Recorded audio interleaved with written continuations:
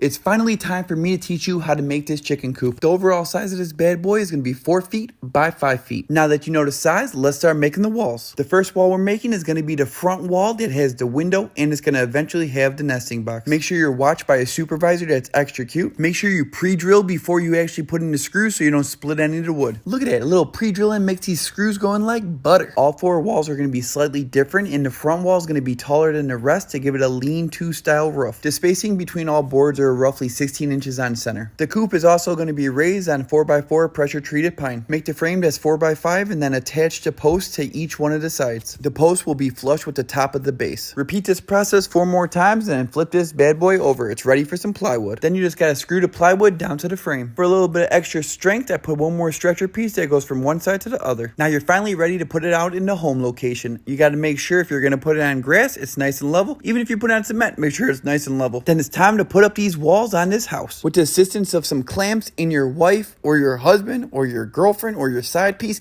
you could put up these walls in no time. I love when my wife gets in action. Look at her putting those screws in like a fucking boss. All the walls are going to be attached to the floor and also to the side walls that are attached to them. Again, the use of clamps really makes your life easier, so I suggest you get a pair. Once the walls are up, next thing you gotta do is add some sheathing. You could really pick what you want, but I chose some 1/2 inch regular sanded plywood because it looks a little nicer and easy to paint. I have the specific sizes for the walls, but what I really did is just attach it and then I just used a router to cut everything out so it would be perfect. That house is for chickens and not people.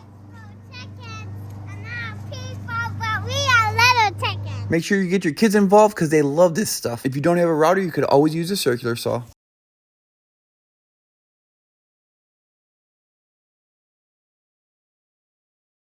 This is how the coop will look once all the walls are up. You see all the screws, but they will be covered by board and batten. But first, it's time to mess with the roof. You build the roof just like you build the walls. You're just going to have a frame, and then you're going to cover the frame. For the actual roof piece, I'm going to use some polycarbonate. I use this specifically for plastic's blade on my saw, but you could use a multi-tool for this. The way I did this, I put 2 on the sides, and I'm going to put 1 that's over top of both of them. So no water is going to get in through that bad boy. You're going to get these specific screws that come with the roof, and you're just going to put it right down into the frame, and they have a little gasket so no water gets inside that way either. I did roughly a 2-inch overhang, but you could change it up if you want to. I picked up these H1 hurricane ties from Home Depot to attach the roof. I measured everything first so I could put the front pieces on there where I need to, and then I'm just going to slide the roof on, and then once it's ready, I'll pull it down on the other side and attach the other brackets to it just like this. They basically have 3 screws on the side and 4 screws that go into the frame. Don't be alarmed if you're going to see a little bit of space between the frame and the actual roof. It's supposed to be like that. Now it's finally time to dress it up and make it look pretty. I'm going to use some 1x5s for all the corners, and I'm going to use 1x4s for all the inside pieces. These are all pine boards and they're going to be just fine outside because I'm going to paint them and treat them. It's going to be all good for all those people worried. If you got some extra money to blow, you could use some composite stuff, but it's up to you. It's crazy how a little board and batten makes everything look so much better on this coop. Sorry for the dark video, the sun was going down at like 4 o'clock. Once the board and batten was up, I started to stain the top. I'm a sucker for some warm stain and some black. That's my 2 favorite things. If you don't like it, you could choose a different color, but this is what I did. I grabbed my paint sprayer and I got to spraying some wood paint from Bayer. This stuff looks beautiful and it goes on so smooth. And then it's like unwrapping a present on Christmas morning. The best part of painting outside is being able to use your sprayer without taping off much.